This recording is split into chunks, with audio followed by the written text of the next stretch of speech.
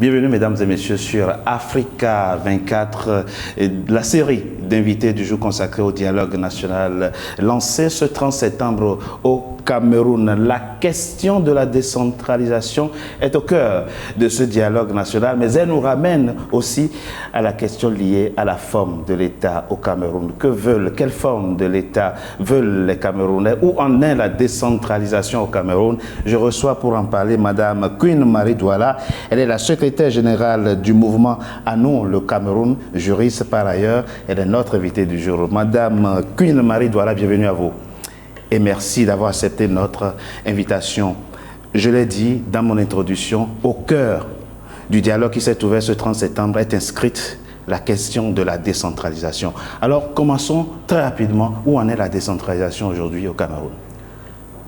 Je m'appelle Queen Marie Douala, comme vous l'avez très bien dit. Je suis là parce que j'ai participé à la cérémonie d'ouverture du Grand Dialogue National, qui est une initiative louable, malgré que c'est une supercherie bien orchestrée par le régime en place.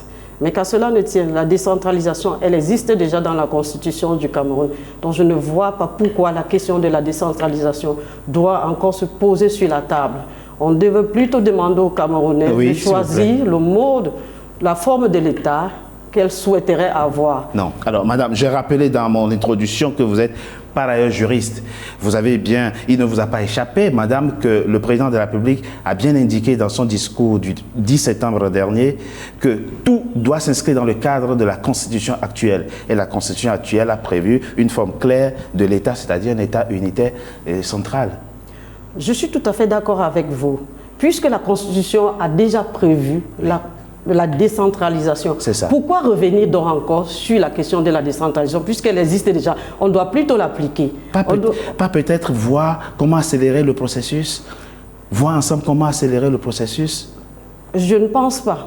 Je ne pense pas. La question qui se pose, pourquoi est-ce qu'on n'a pas fait des transferts de compétences jusqu'à ce jour? 21 ans aujourd'hui, on aurait dû faire le transfert de compétences. Si on n'a pas pu faire le transfert de compétences, ça veut dire que la décentralisation a échoué et elle n'est pas acceptée par les gouvernants actuels. La question de la forme de l'État, sous quelle forme devrait-elle apparaître dans les travaux du dialogue actuel? Je pense que le président de la République devait laisser le choix aux Camerounais de choisir la forme de l'État qui les convienne. Maintenant, on pouvait mettre en place le fédéralisme, on pouvait mettre en place la décentralisation et parler même aussi des séparatistes, des sécessionnistes et maintenant poser la question aux Camerounais. C'est aussi une hypothèse à envisager. Oui, et maintenant poser la question aux Camerounais. Quelle est la forme de l'État que vous souhaiteriez avoir?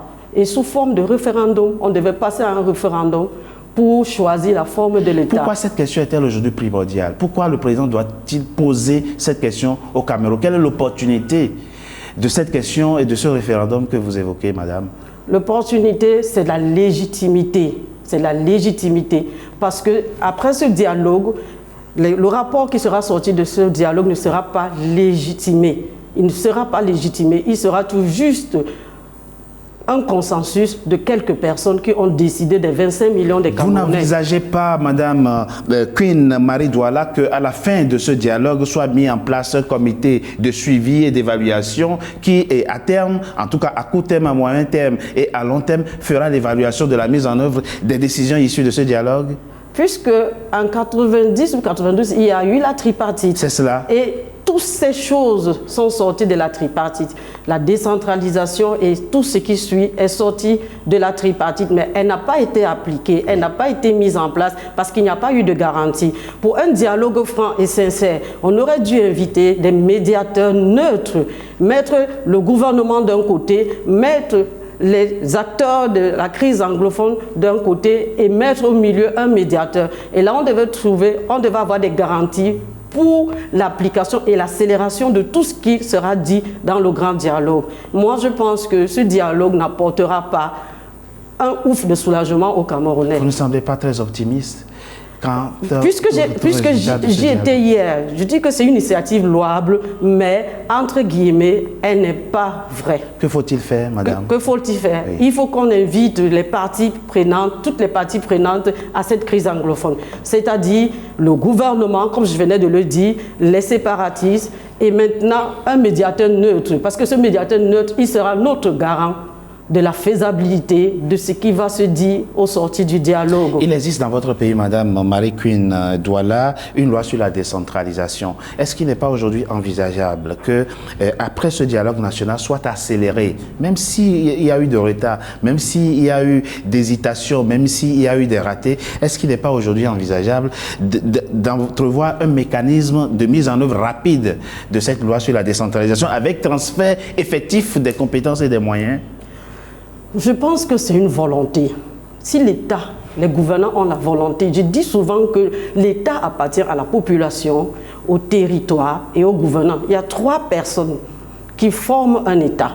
Mais dans le cas d'espèce au Cameroun, on a l'impression que l'État, c'est seulement les gouvernants. L'État appartient à tout, comme le Cameroun appartient à tous les Camerounais. Maintenant, nous voulons la légitimité de toutes choses. Nous ne voulons pas des consensus, nous voulons la légitimité sur l'application, si c'est la décentralisation que les Camerounais vont choisir.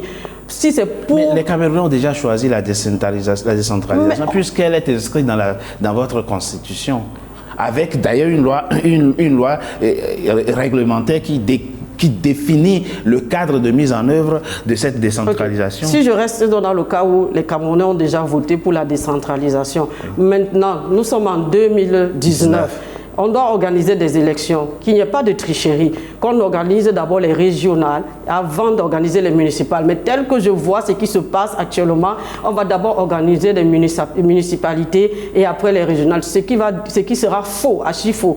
Moi, je trouve que c'est de la tricherie. C'est pour cela que cette décentralisation, elle est cosmétique. Elle existe bien dans la Constitution. Mais combien de lois qui sont dans notre Constitution ont déjà été appliquées dans ce pays?